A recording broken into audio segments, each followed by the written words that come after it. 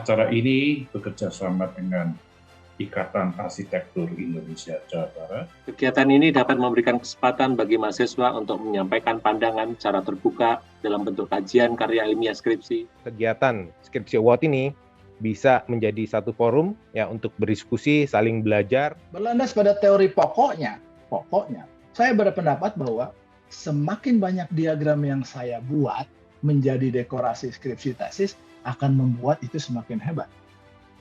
Satu penelitian mengatakan bahwa bakteri tuberkulosis itu akan mati terkena sinar ultraviolet jika terpapar selama kurang lebih 10 sampai dengan 15 menit. Jadi betul-betul penting ya, percaya.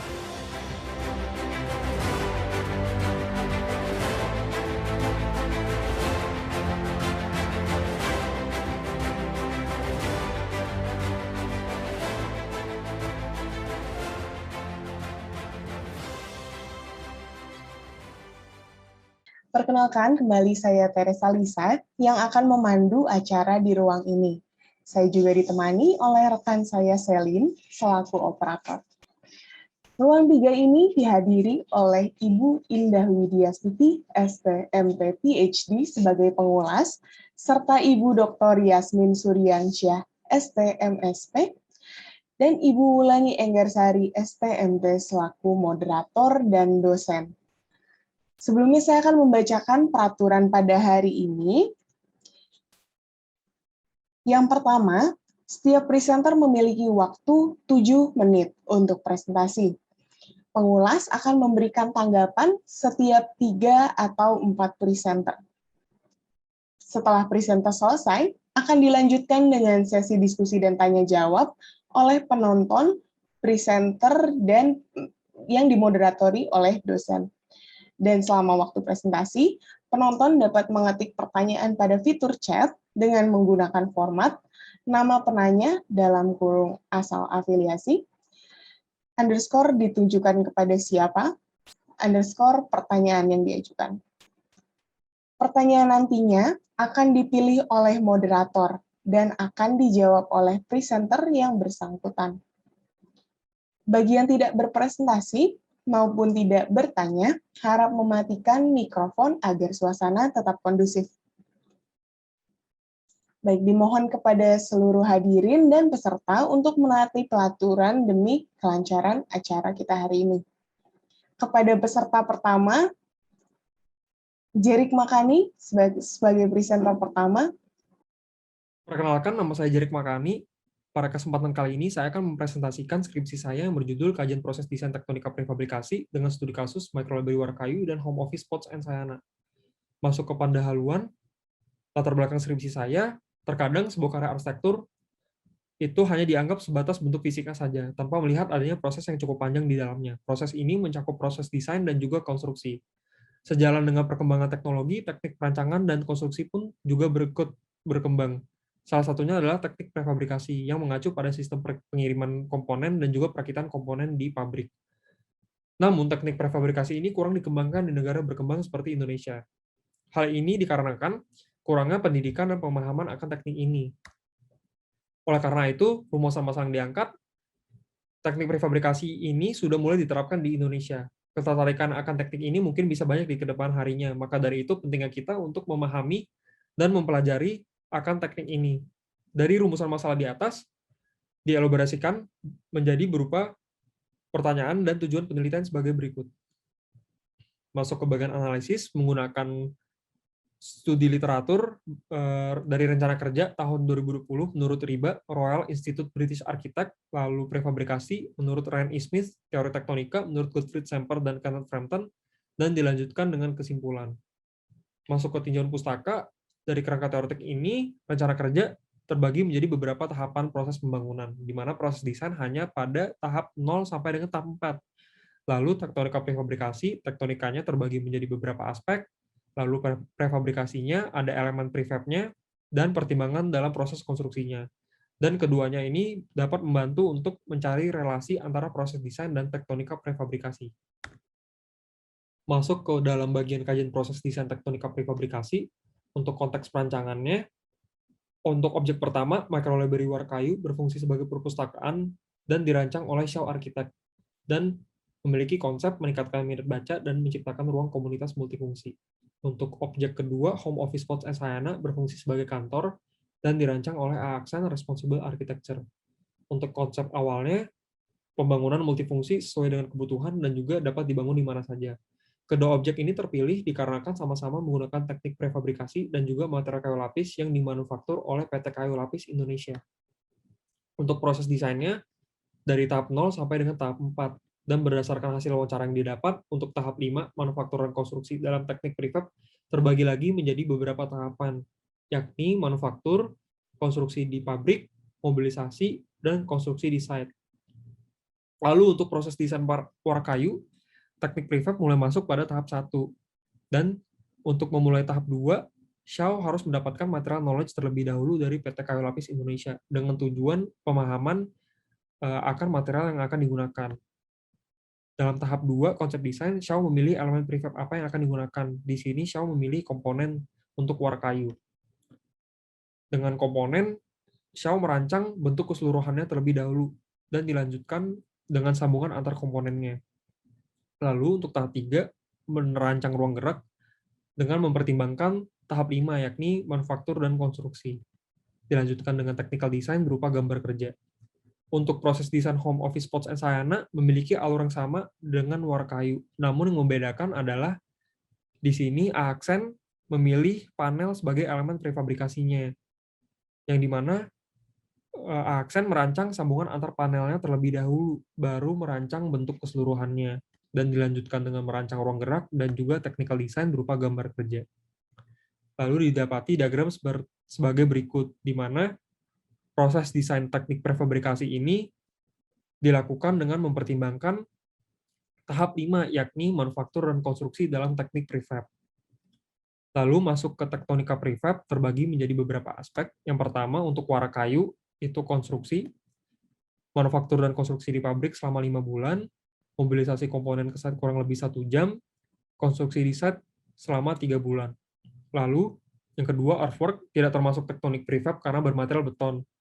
Lalu ada tektonika framework, yakni elemen struktural, lalu enclosure atau pelingkup, lalu tektonika detail berupa sambungan antar komponen dan juga detail fasad dan tangga, lalu tektonika ruang, yang dimana ruang ini terdefinisikan dibantu oleh enclosure dan juga framework.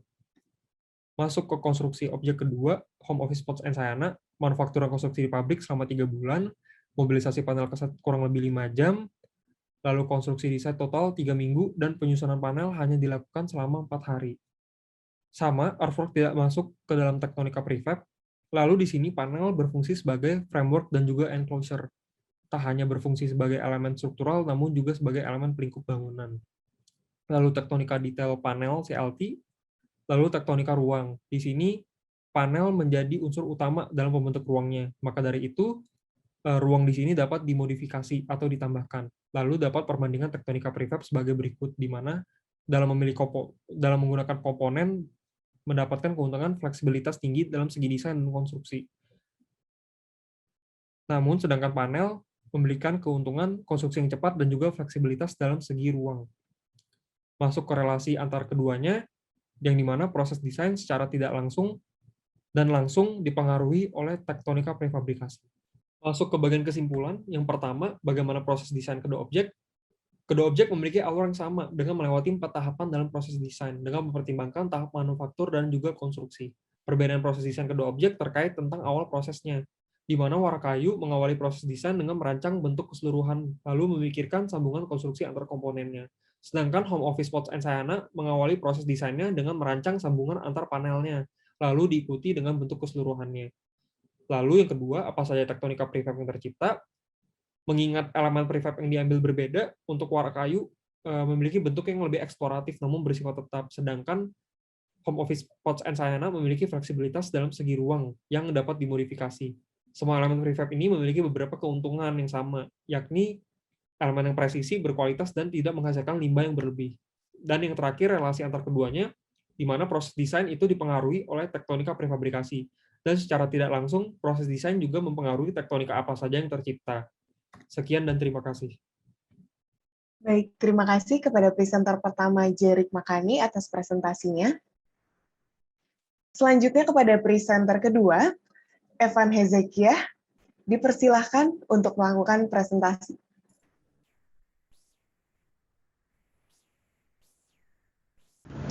Selamat pagi para juri, Bapak Ibu dosen, dan teman-teman sekalian.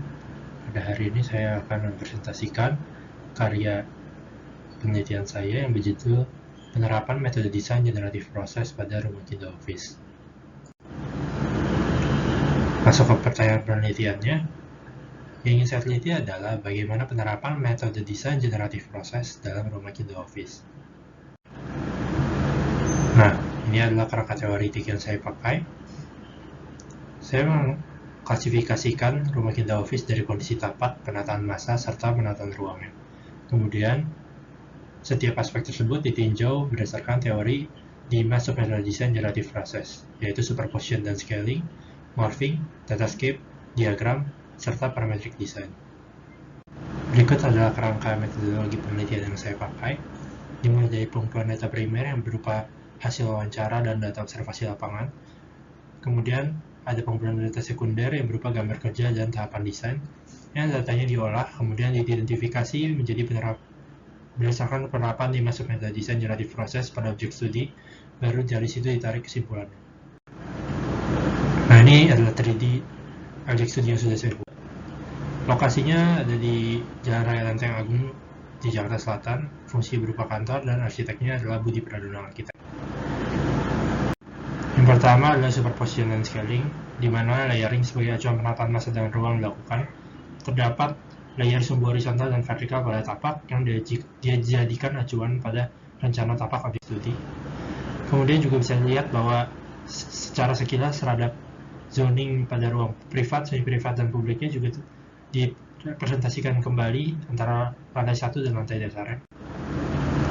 Masuk yang kedua yaitu morphing, di mana sequence generatif proses dilakukan sebagai proses penemuan bentuk.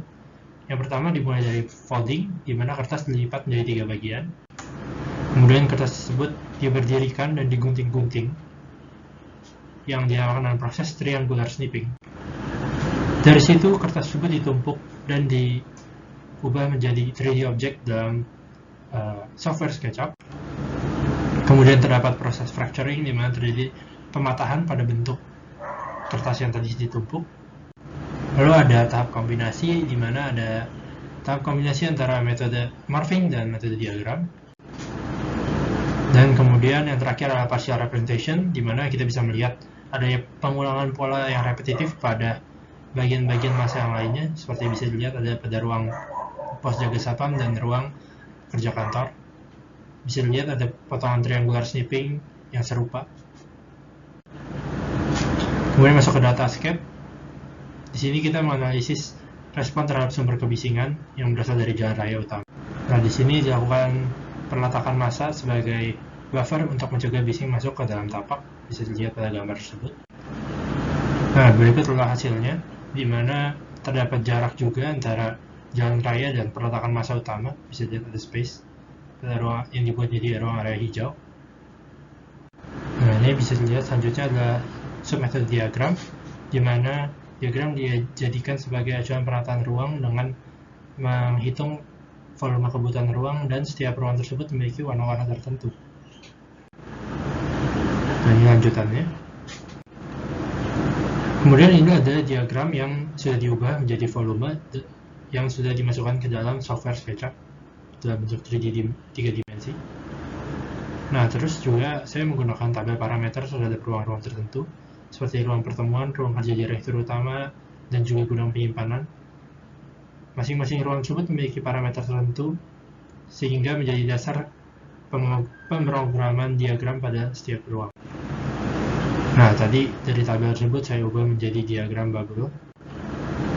Dan setelah itu saya kombinasikan dengan 3D tadi yang menghasilkan 3D yang menciptakan hubungan antar ruang. Nah, selain itu juga ada klasifikasi aktivitas pengguna yang dijadikan acuan dalam penataan ruang. Diagram tersebut adalah diagram kerja aktivitas karyawan dan direktur. Saya membagi aktivitas tersebut menjadi aktivitas yang intensif dan tidak intensif berdasarkan kedekatan antar ruangnya. Nah, ini adalah diagram sebagai acuan penataan ruang yang tadi, yang setelah dimasukkan ke dalam 3D software SketchUp. Nah, selanjutnya masuklah pada peletakan diagram pada tapak, di mana dimulai dengan peletakan diagram ruang parkir dan area gudang yang harus diletakkan dekat dengan akses kendaraan, seperti pada diagram yang sebelumnya saya buat. Maka dari itu, diagram tersebut diletakkan pada bagian selatan tapak, sehingga mudah diakses kendaraan. Kemudian juga ada diagram di mana ruang kerja yang harus diletakkan dekat dengan area entrance dan berdekatan juga dengan ruang kerja karyawan, ruang tunggu, dan toilet, saling terhubung antara satu dengan yang lain. Maka dari itu dia diletakkan dekat dengan area parkir. Dan yang terakhir ada ruang HRD, juga harus diletakkan dekat dengan ruang kerja karyawan, seperti diagram ini. Sebagai adalah salah satu contoh penerapan diagram. Nah, yang terakhir adalah parametric design. Parametric design sebenarnya tidak digunakan oleh Budi Pradono karena pada saat itu Budi Pradono belum sempat menggunakan software parametrik dalam perancangan arsitektur. Nah, langsung masuk ke tabel rangkumannya. Yang pertama adalah superposition dan scaling. Penggunaannya memenuhi, bisa dilihat dari contoh penggunaan layering, juga penggunaan morphing memenuhi dan dominan, bisa dilihat dari 5 tahap morphing tadi. Lalu penggunaan datascape itu tidak memenuhi karena sebenarnya penggunaan data sebagai acuan itu tidak merubah bentuk secara signifikan. Kemudian penggunaan diagram itu memenuhi dan dominan, bisa dilihat dari setiap ruangnya itu dia dibuat berdasarkan peletakan diagram-diagram dari hubungan antar ruang dan klasifikasi aktivitas. Parametric design tidak digunakan. Nah, kesimpulannya, Rumah Kinda Office menggunakan 3 submetode desain generative process, yaitu superposition, scaling, morphing, dan diagram. Pada tahap penggunaannya, 3 metode tersebut digunakan secara bersamaan dan saling pengaruhi antara satu dengan yang lain. Nah, dalam tahap perancangannya tadi bisa dilihat bahwa adanya pemisahan antara form dan programming, di mana tahap penemuan form didominasi oleh morphing, ada folding, triangular snipping, fracturing, partial representation, dan sedangkan pada analisis programming itu terdapat penggunaan submetode diagram dimulai dari perhitungan volume kebutuhan ruang, kode warna, dan penetapan parameter, serta analisis aktivitas. Nah, seperti yang tadi saya bilang, metode datascape tidak digunakan karena tidak berpengaruh terhadap volume maupun geometri bentuk arsitektur. Nah, berikut adalah diagram yang sudah saya buat untuk menjelaskan tahap-tahap dari perancangan Rumah Kinda Office. Baik, terima kasih kepada presenter kedua Evan Hezekiah atas presentasinya. Selanjutnya, untuk presenter ketiga, kepada Beno Tumpak Ahimsa Sirait, dipersilakan untuk presentasi. Halo, perkenalkan nama saya Ahimsa. Di sini saya akan menjelaskan skripsi saya, yaitu kajian aplikasi konsep bioklimatik pada bangunan radar HQ. Untuk pembahasannya bisa dilihat sebagai berikut. Untuk pendahuluan, latar belakang saya itu dari arsitektur bioklimatik yang sudah ada sejak lama tapi belum terlihat di Indonesia. Dan penerapannya itu bisa dilihat di bangunan radar HQ ini yang saya ambil sebagai objek penelitian saya. Ini keterangan untuk objeknya. Objek yang ini berfungsi sebagai kantor arsitek, kantor trading, dan kafe. Ini bisa dilihat denahnya. Dan ini untuk rangka penelitiannya bisa dilihat dari analisisnya yang dilakukan pada 4 tahapan untuk mencapai kesimpulannya. Untuk tinjauan pustakanya, ini bisa dilihat untuk rangka teorinya saya ambil 3 komponen utama, yaitu iklim, arsitektur, bioklimatik, dan manusia. 3 komponen ini memiliki keterhubungan sebagai berikut ini. Untuk metodologi penelitiannya bisa dilihat ada 7 tahapan untuk pengolahan data-data dan analisis untuk menghasilkan kesimpulan. Di sini saya dapatkan untuk konsep perancangan bioklimatik itu sendiri. Untuk konsep perancangan bioklimatik di Jakarta terdapat 4 tujuan utama yang perlu dicapai, yaitu menurunkan kelembapan, menghindari sinar matahari langsung, menurunkan temperatur udara, dan proteksi terhadap curah hujan yang tinggi. Ini sebagai aspek-aspek yang mempengaruhi dari arsitektur itu sendiri, dan ini bisa dilihat gimana arsitektur itu dalam ranah bioklimatik itu memodifikasi kondisi lingkungan untuk membuatnya lebih nyaman untuk manusia. Untuk pembahasan berikutnya akan dibagi menjadi 3 pembahasan dan dalam 3 area yang berbeda, yaitu area cafe, area trading, dan area kantor arsitek. Untuk tata letak massa dan sirkulasi ini secara menyeluruh bisa dilihat beberapa komponen-komponennya. Dan ini untuk selubung bangunan, dan berikutnya itu untuk zonasi dan penataan ruang dalam. Ini bisa dilihat zonasi dari area-area tersebut. Dan untuk sebagai contohnya itu saya ambil orientasi bangunan. Ini mempengaruhi itu sinar matahari dan temperaturnya. Untuk bentukan idealnya itu menghadap sisi utara dan selatan untuk menghindari sinar matahari langsung. Sementara pada kenyataannya bangunan ini menghadap ke sisi barat dan timur.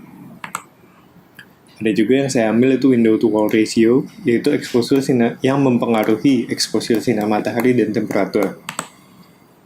Ini bisa dilihat untuk window to wall ratio pada area cafe itu 67,5%, yang lebih tinggi dari nilai ideal. Area trading 100% yang lebih tinggi dari nilai ideal. Dan kantor arsitek itu 53,8% yang juga lebih tinggi dari nilai ideal. Dan untuk yang berikutnya, saya mengambil pelingkup ruang pada zonasi dan penataan ruang dalam. Pelingkup ruang ini memiliki pengaruh terhadap exposure sinar matahari. Hal ini disebabkan dari pengaruhnya material dan sifatnya yang memantulkan cahaya. Bisa dilihat untuk area cafe ini sendiri, itu hanya plafon saja yang memiliki sifat memantulkan cahaya, karena sisi lainnya memiliki warna yang cenderung gelap. Ini untuk area trading, plafon dan lantai bersifat dapat memantulkan cahaya pada ruang, tapi dindingnya masih warna gelap. Dan pada area kantor arsitek, dinding dan lantai bersifat dapat memantulkan cahaya pada ruang, sementara plafonnya tidak dapat memantulkan cahaya karena teksturnya yang kasar. Ini merupakan tabel yang rangkum hasil analisa saya. Untuk analisa tahapan berikutnya, itu adalah analisa dari thermal menggunakan diagram psikometrik dan secara visual menggunakan tingkat kepercayaan minimal yang berada di keputusan Menteri Kesehatan. Untuk area cafe indoor ini, tingkat pencahayaannya sudah mencukupi karena sudah mencapai standarnya 100 lux. Dan untuk penghawaannya juga sudah mencukupi karena sudah berada pada zona hijau, yaitu yang zona nyaman. Untuk area cafe outdoor, secara pencahayaan sudah cukupi, namun secara thermal belum mencukupi karena sifatnya yang belum mencapai zona nyaman tersebut. Untuk area trading, secara visual dan secara thermal masih belum memenuhi syarat.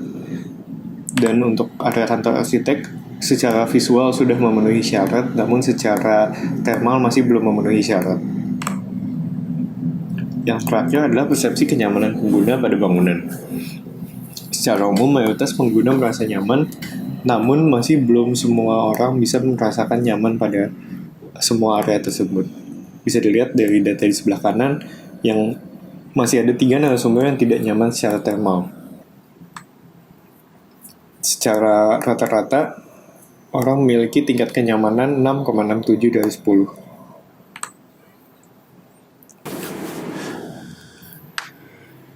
Kesimpulan di sini menjawab pertanyaan penelitian. Yang pertama adalah bagaimana penerapan konsep arsitektur bioklimatik pada bangunan radar HQ. Secara umum, penerapan konsep arsitektur bioklimatik itu masih belum sepenuhnya, karena bisa dilihat masih adanya kompromi yang menyesuaikan dengan kondisi kenyataannya, dengan kondisi faktor eksternalnya.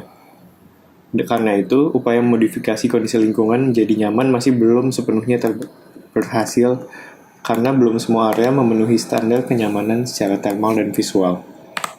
Dan untuk yang kedua, bagaimana persepsi pengguna bangunan terhadap kenyamanan pada bangunan radar HQ? Untuk ini, meskipun belum sepenuhnya memenuhi standar kenyamanan secara thermal dan visual, mayoritas pengguna bangunan sudah merasa nyaman di bangunan radar HQ. Sekian presentasi dari saya. Terima kasih.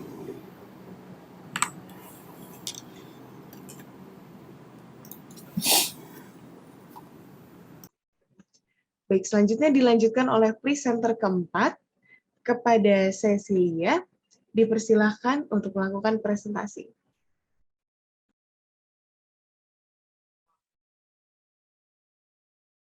Selamat pagi kepada para juri, para dosen, dan teman-teman sekalian. Hari ini saya Cecilia akan mempresentasikan mengenai hasil akhir skripsi saya dengan judul Kajian Literatur Pengaruh Konstruksi Green Wall terhadap Perancangan Selubung Bangunan. Pertama-tama berikut merupakan proses penelitian dari skripsi saya, dimulai dari latar belakang, kemudian menghasilkan masalah penelitian, dan dari masalah tersebut dilakukan tinjauan pustaka dengan metode studi literatur. Dari hal tersebut, kemudian dapat dilakukan analisis dan ditarik kesimpulan. Sedikit penjelasan mengenai latar belakang penelitian ini. Penelitian ini berawal dari fenomena pemanasan global dan urban heat island yang semakin hari semakin parah, dan hal tersebut tentunya berdampak negatif terhadap kehidupan manusia. Selain itu, bangunan sebagai pengonsumsi energi terbesar selain transportasi dan industri tentunya berkaitan erat dengan dunia arsitektur, terutama selubung bangunan. Sebab selubung bangunan mempunyai peranan yang besar di dalam pengonsumsi energi pada sebuah bangunan. Oleh karena itu, hadir sebuah inovasi teknologi yang mengintegrasikan antara bangunan dengan vegetasi untuk mengurangi pemanasan global, urban heat island maupun pengonsumsian energi pada bangunan. Dan inovasi teknologi tersebut adalah Green Wall. Green Wall sebagai salah satu teknologi desain dengan vegetasi yang tumbuh pada permukaan vertikal, baik pada sisi dalam maupun sisi luar bangunan, ini memiliki beragam tipe konstruksi yang secara garis besar terbagi atas dua, yaitu Green Facade dan Living Wall. Dan setiap tipe konstruksi tersebut tentunya mempunyai pengaruh yang berbeda-beda terhadap perancangan arsitektur. Berdasarkan latar belakang tersebut, dirumuskan masalah penelitian yaitu dengan beragamnya tipe konstruksi Green Wall, maka sulit untuk menentukan tipe konstruksi yang sesuai terhadap perancangan selubung bangunan.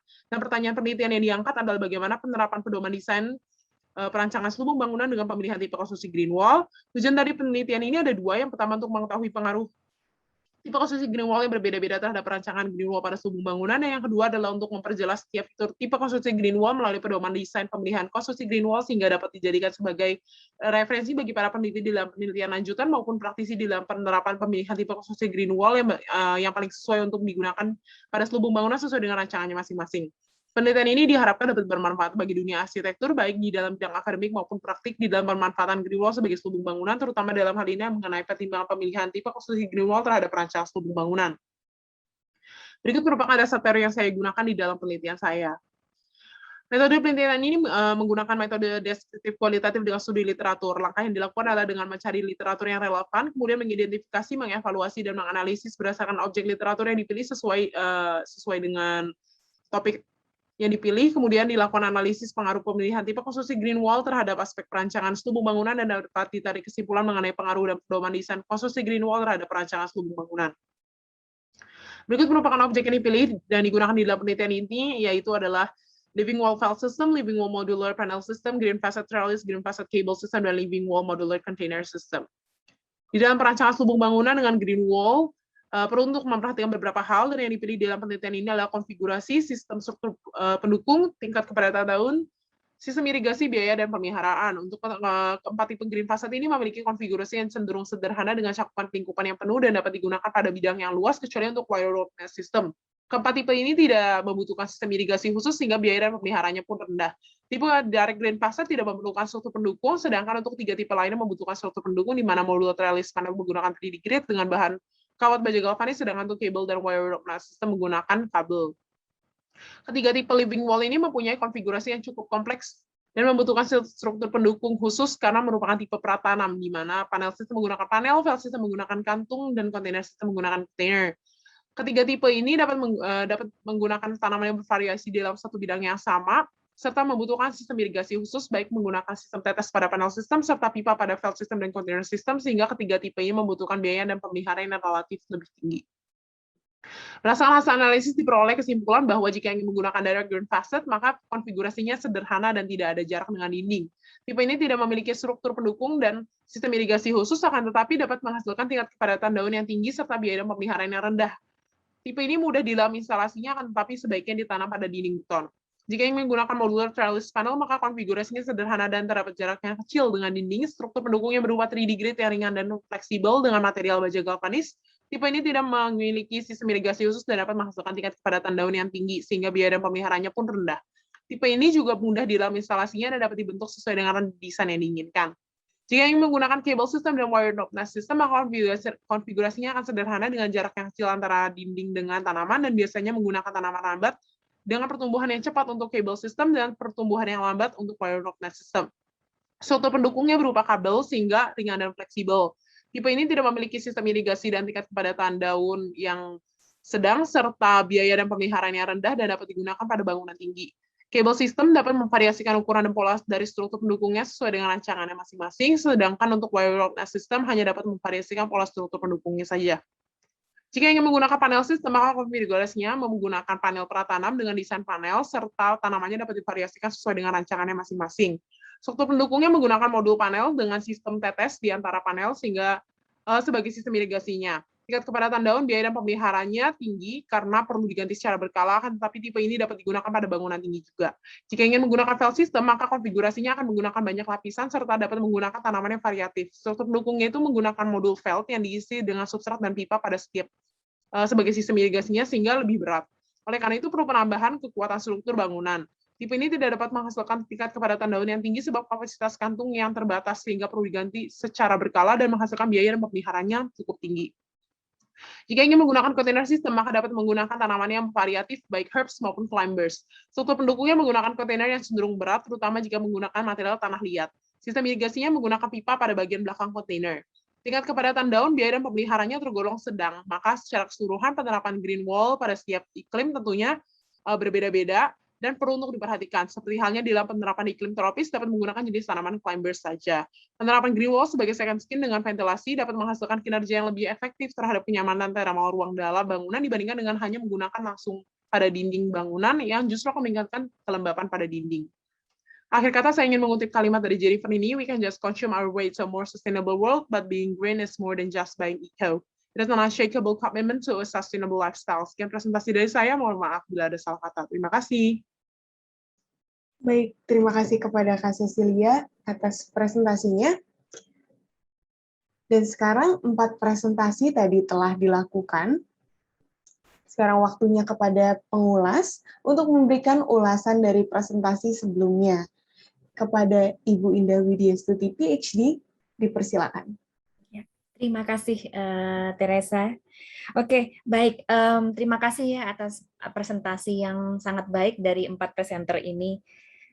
Memang di sini ya hal menarik ya kalau saya bisa bilang dari bahasan kelompok 1 ini kan memang pembelajaran ya yang berkenaan dengan proses, metode dan konstruksi ya dalam desain. Dan sebetulnya lebih dari itu ini bicara tentang sistem arsitektur yang lebih kompleks ya, yang cerdas dan bahkan tadi kita lihat dia bisa mengaburkan ya batasan antara organisme sifat-sifat organismik ya, organisme dengan mekanik ya, yang bersifat mesin. Nah, ini yang sebetulnya menarik ya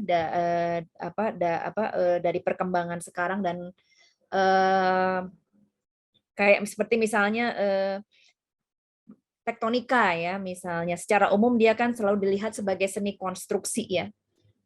Dilihat sebagai seni konstruksi, namun kemudian kini yang secara konvensional sering dikontradiksikan dengan teknologi ya, seolah teknologi itu selalu keras dan seni itu selalu lembut gitu ya, seni konstruksi selalu lembut. Nah, ini sekarang dengan adanya tadi ya istilah tectonic prefabrication itu kan sebetulnya kita lihat bahwa pertemuannya ini menjadi lebih lebih kreatif lagi gitu. Itu yang sebetulnya berpotensi untuk terus dikembangkan ya studi-studi seperti ini. Mungkin selain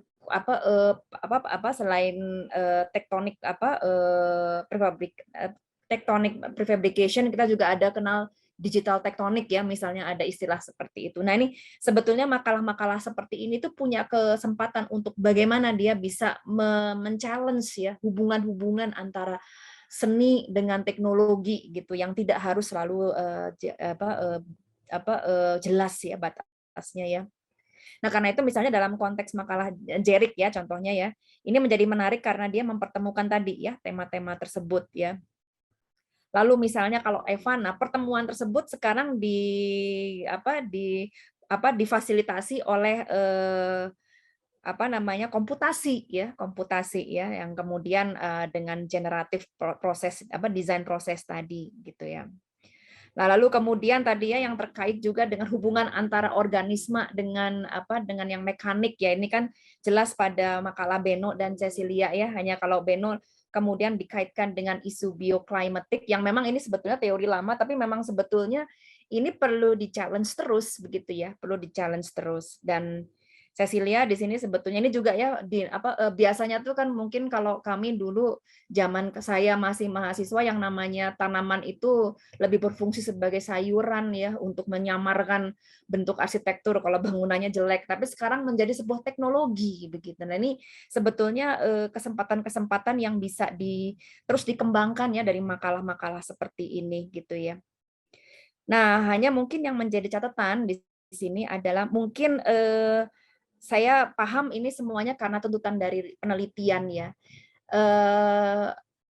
Salah satu yang mungkin menyebabkan mungkin ini masih perlu banyak lebih diperbaiki lagi adalah karena penekanan dari kajian itu lebih cenderung pada memang tujuan penelitian yang murninya, yaitu tentang proses, tentang penerapan ya, lalu kemudian tentang verifikasi ya, atau pencocokan dari apakah dia sesuai dengan standar atau tidak begitu ya.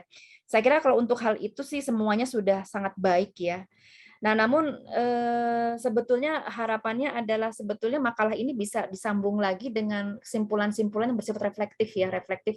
Jadi apa yang harus dilakukan oleh seorang arsitek ya, ketika dia menyadari ya, misalnya Anda sebagai seorang mahasiswa arsitektur ya. Nah, apa yang harus disadari oleh seorang mahasiswa arsitektur ketika nanti di dunia profesi akan berhadapan dengan situasi ketika mesin dengan manusia dengan tangan ini sudah jadi satu seharusnya. Apa yang harus dipelajari? Apa yang bisa Anda sampaikan? Oke, mungkin kepada sekolah Anda gitu, bahwa kita tuh harus mempelajari ini, kita harus memiliki keterampilan ini gitu ya. Karena beda hubungan itu. Nah, lalu kedua juga mungkin ini sebetulnya banyak di antara semua ini banyak menggunakan teori-teori ya yang cukup kompleks ya sebetulnya. Menurut saya sebetulnya bisa jadi teori-teori ini tidak harus semuanya dibahas ya, tapi kita bisa mengambil satu konsep tapi itu dijelaskan dengan ini ya dengan. Nah, mungkin itu yang menyebabkan kenapa hampir semuanya akhirnya lebih kepada berorientasi kepada proses gitu, karena memang proses besar itu ya. Seperti yang setahu saya, mudah-mudahan saya salah ya, tapi generative design itu kan sebetulnya lebih kepada generating formnya gitu ya. Agak beda sebetulnya dia sangat besar gitu kalau harus dilihat sebagai parametrik gitu ya misalnya. Tapi ya untuk masalah proses menjadi tidak masalah gitu ya. Lalu kemudian bioclimatic misalnya. Mungkin perlu dibedakan ketika kita memahami bioclimatic. Apa sih bedanya kalau gitu bioclimatic dengan hemat energi ya gitu ya. Nah, ini yang pemahaman mengenai bioclimatic ini yang mungkin bionya itu apa implikasinya gitu ya. Itu yang setahu saya sih kalau Ken Yang itu karena dia punya sifat interaktif antara bangunan dengan lingkungan. Jadi itu saya kira komentar saya. Jadi semua sudah baik ya, sudah sangat baik. Nah, tinggal bagaimana ini akan direfleksikan ke dalam desain gitu ya. Jadi apa arti kreativitas, apa arti berpikir komprehensif bagi arsitek ini yang mungkin bisa mengikuti sesi ini yang bagian ini ya. Jadi tidak berhenti hanya di sekedar prosesnya atau berhenti di dalam standar-standarnya. Saya kira itu dari saya. Saya ucapkan selamat ya kepada 4 presenter ini, sudah sangat baik semuanya. Terima kasih, Tessa. Saya kembalikan. Baik, Bu Indah, terima kasih atas ulasannya. Kembali diinformasikan bagi para hadirin sekalian untuk mengisi link yang akan dikirimkan oleh panitia di kolom chat, karena link tersebut akan digunakan sebagai data presensi pada hari ini. Baik, selanjutnya kita akan masuk ke sesi diskusi dan tanya jawab. Kembali diingatkan bagi para peserta, apabila ada yang hendak bertanya, dapat mengajukan pertanyaan maupun komentar pada kolom chat, ataupun bertanya secara langsung dengan cara on mikrofon. Untuk sesi tanya jawab dan diskusi ini, saya serahkan kepada Ibu Wulani Enggarsari selaku moderator. Kepada Bu Wulani, dipersilakan. Terima kasih, Teresa Lisa. Bu Indah, terima kasih ulasannya. Mungkin tadi menarik ya untuk ulasan dari Bu Indah tentang lebih memaparkan lagi pemikiran tentang refleksi dari hasil penelitian yang sudah dibahas. Nah, mungkin di sesi tanya jawab ini, mungkin tidak hanya bertanya atau menjawab, atau boleh men-sharingkan pemikiran gitu ya. Dari hasil penelitian, kemudian ulasan tadi, kesempatan ini bisa memfasilitasi peserta yang ada di sini, di Regu 3, bila ingin memahami atau mendalami lagi dari materi yang sudah dibahas oleh 4 presenter tadi. Mungkin saya buka dulu pertanyaan, bisa disampaikan langsung atau dari chat. Sebelumnya memang kita sudah mengumpulkan beberapa pertanyaan yang diajukan kepada Jerik Makani, kemudian Ahimsa, kemudian Cecilia. Mungkin para presenter boleh membaca dulu di kolom chat apabila akan menyiapkan jawabannya. Sementara saya menunggu dari peserta di ruang 3 ini, apabila ada mau bertanya langsung, boleh mengangkat tangannya.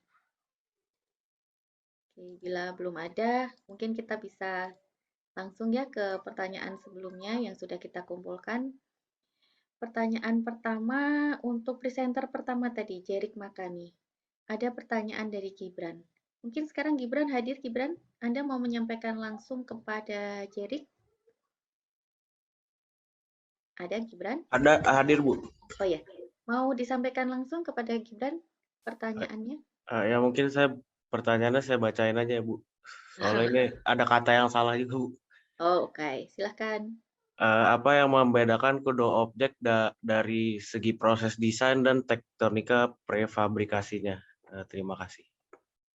Oke, silahkan saya beri kesempatan untuk Jerik menanggapi atau menjawab pertanyaan dari Gibran. Iya, baik, izin menjawab kepada saudara Gibran. Jadi yang membedakan kedua objek dalam proses desain dan juga tektonika prefabrikasinya itu, kalau misalnya dalam proses desain kelihatan dari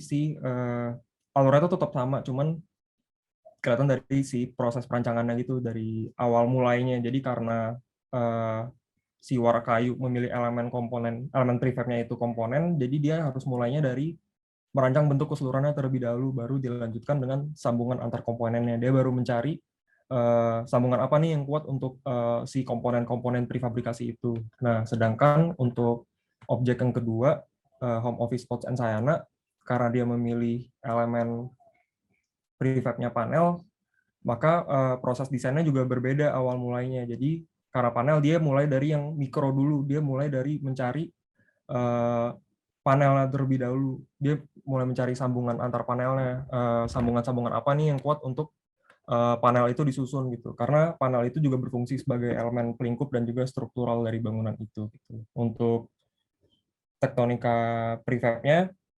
itu teridentifikasi pada saat bangunannya tuh udah selesai. Jadi kita bisa lihat kalau misalnya yang membedakan kedua objeknya itu karena dia milih komponen di warak kayu, dia tektonika prefabnya lebih kelihatan eksploratif dari segi desainnya, dari segi konstruksinya dan sambungannya. Sedangkan kalau misalnya yang Home Office Pots and Sayana, tektonika prefab yang terlihat itu karena dia menggunakan panel, maka dia dapat fleksibel dalam segi ruang gitu. Dia dapat ditambahkan gitu, dapat dimodifikasi gitu. Paling segitu sih. Apakah udah menjawab? Sudah cukup menjawab. Terima kasih, Jerik. Terima kasih juga, Saudara Gibran. Makasih ya, Jerik ya, sudah berusaha menjelaskan kepada Gibran.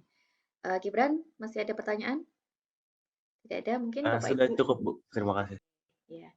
Bapak Ibu, masih ada pertanyaan dari tanggapan Jerik tadi? Jerik Makani. Kalau nggak ada, mungkin saya lanjutkan ke pertanyaan berikutnya untuk Ahimsa ya. Untuk Ahimsa ada 2 pertanyaan. Saya panggil Gracia. Gracia Damai ada? Boleh menyampaikan pertanyaannya langsung untuk Ahimsa. Setelah ini kemudian Leonardo Valentino, boleh Anda menyampaikan langsung pertanyaannya kepada Ahimsa. Silakan Gracia. Gracia Makani, Gracia Dame, nggak ada ya. Oke, kalau gitu saya tanyakan langsung. Ahimsa, masih ada di sini Ahimsa? Ya Bu, ada Bu. Oke, ini ada pertanyaan buat Anda di chat. Apakah faktor peralihan fungsi memuat kantor dan kafe tadi berpengaruh dengan keberhasilan penerapan konsep penelitian pada objek studi? Boleh langsung dijawab aja Bu? Silahkan dijawab. Oke ya. Secara singkat jawabannya iya betul. Jadi ada pengaruhnya dan mungkin itu jadi salah satu aspek yang mempengaruhi, yang membuat bangunan tersebut itu tidak bisa sepenuhnya menerapkan konsep arsitektur bioklimatik. Dan mungkin lebih lengkapnya, saya bisa cerita dikit, itu sebenarnya ada modifikasi juga selain itu, yang pada awalnya itu fungsinya itu sebagai kantor dan rumah tinggal untuk bangunan itu sendiri, namun belakangan yang dijadiin untuk kafe dan kantor.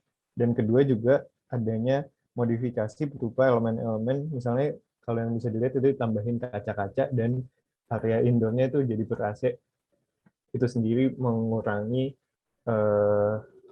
aplikasi dari konsep itu sendiri, jadi tidak optimal.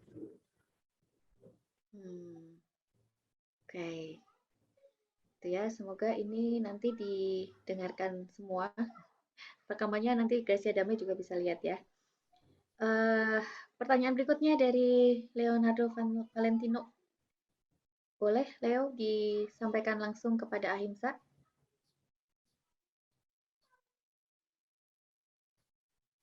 Leo? Halo? Oke, saya bacakan ya. Oh, mic-nya rusak. Baiklah, saya bacakan. Untuk Ahimsa Sirait, bioklimatik itu dipengaruhi apa saja dalam desain bangunan dan apakah mempengaruhi lingkungan sekitar? Jadi keberadaan bangunan terhadap sekitarnya ya, dari akibat desain bioklimatik tersebut. Boleh dijelaskan, Ahimsa? Silahkan. Oke, ya. Untuk yang pertama, aspek apa saja yang mempengaruhi, tadi mungkin baru sepintas doang, sebenarnya ada banyak soalnya aspeknya. Untuk yang pertama, secara tata letak massa dan sirkulasi, itu ada perancangan lanskap, orientasi bangunan, bentuk bangunan, desain sirkulasi, dan jalur pedestrian. Untuk secara aspek selubung bangunan, itu ada atap bangunan, bukaan jendela dan pintu, penangkal sinar matahari, window to wall ratio, dan vertical landscape. Dan yang terakhir untuk zonasi dan penataan ruang dalam, itu ada pelingkup ruang, posisi ruang, dimensi ruang, penataan ruang, dan lanskap interior. Dan untuk pertanyaan yang kedua, mengenai bagaimana pengaruhnya terhadap lingkungan sekitar, untuk aspek ini itu mungkin belum banyak saya pelajari, karena untuk pengertian dari bioklimatik yang saya ambil itu berdasarkan tulisannya Victor Olike yang menyatakan kalau arsitektur bioklimatik itu pengaruhnya hubungan antara manusia yang pengguna bangunan tersebut terhadap iklimnya. Jadi mungkin belum sampai di situ saya bisa menjawab pertanyaan itu. Oke, begitu Leo. Jadi yang penelitian yang dibahas oleh Ahimsa tadi adalah pengaruhnya ke bioklimatik dipengaruhi oleh apa saja gitu ya, untuk diaplikasikan pada objek studinya. Bahwa untuk mempengaruhi lingkungan sekitarnya, mungkin nanti penelitian lanjutan dari Ahimsa ya. Iya. Kalau literatur berikutnya. Masih ada pertanyaan lagi Leo yang mau disampaikan? Boleh ditulis di chat Zoom kalau mic-nya rusak. Kalau nggak ada, dari Bapak Ibu yang lain? Oke, kalau belum ada, kita lanjutkan untuk presenter Cecilia. Tadi Cecilia menjelaskannya banyak gitu ya materinya dengan waktu yang singkat. Jadi perkatanya itu jaraknya, detiknya sangat kecil gitu ya, sangat rapat gitu. Jadi perkataannya cepat sekali ya. Semoga bisa dipahami oleh semua. Ada pertanyaan dari Agung Nawa, Cecilia. Boleh dibaca di Iya, Bu. Zoom ya. Oke. Agung Nawa ada? Agung Nawa ada? Boleh disampaikan langsung? Agung Nawa, kita cari ya. Agung Nawa ada. Silahkan disampaikan, Agung.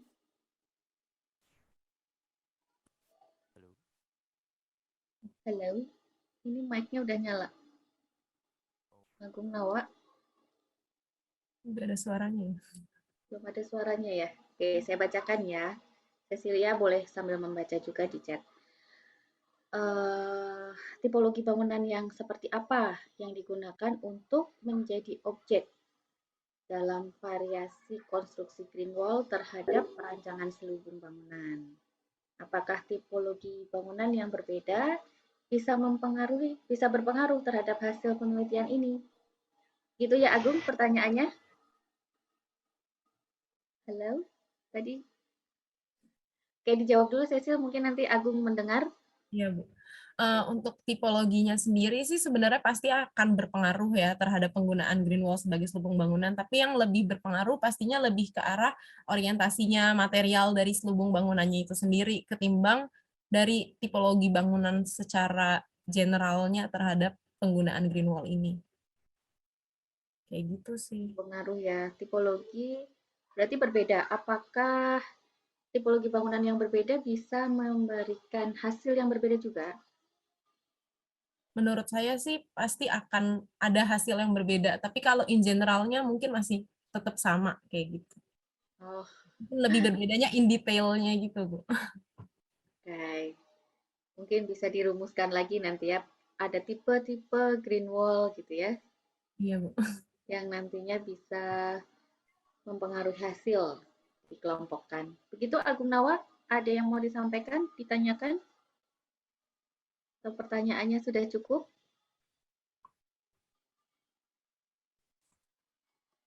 Cukup, Bu. Oke. Cukup untuk sesi tanya-jawab pertama ini. Karena kita masih ada sesi berikutnya, ada 4 sesi untuk ruang ini nanti ya. Kalau masih ada pertanyaan, boleh dituliskan di chat Zoom. Kemudian akan kita bahas di sesi berikutnya. Kalau memang pertanyaan berikutnya di sesi kedua nanti, boleh Bapak Ibu menuliskan di chat Zoom-nya. Dengan format tadi seperti yang Teresa Lisa sampaikan ya, nama, kemudian pertanyaannya untuk siapa, kemudian tuliskan pertanyaannya.